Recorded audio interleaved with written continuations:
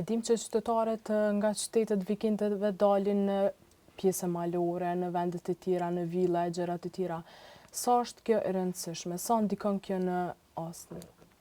Tani, shumica njerëzve nuk kanë astmë normalisht. Edhe pse numri i njerëzve me astmë dhe me alergji është duke u rritur çdo vit nga viti në vit.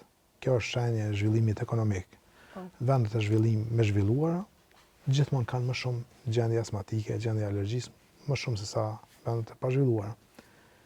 Po, në përgjithësi, përqindja në popullatën nuk është që çdo kush ka alergji në natyrë.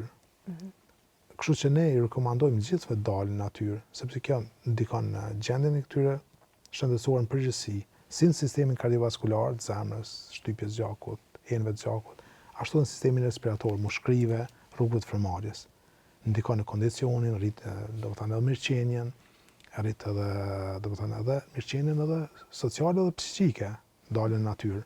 Kështu që në përgjithësi ne rekomandojmë daljen, por në rastet kur njerëz kanë alergji, ne fillimisht ju kërkojmë atyre ta identifikojnë alergjenin, çka janë alergji, se jo gjithmonë jemi alergji në çdo polen.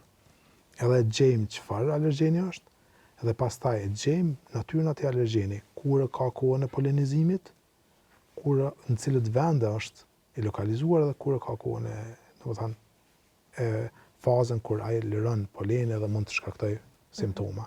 Në këtë raste na gjithmonë i rekomandojmë përveç njohjes së alergjenit, ku gjendet edhe çfarë kohë shpërthen, ne i rekomandojmë që edhe ata të marrin trajtim të rregullt, bile edhe në spa kur dalin në natyrë ta kenë me vete edhe terapinë që marrin rregullisht, në mënyrë që të kenë të parandaluar, ta kenë mbrojtur nga çdo përkesim i tyre. Po,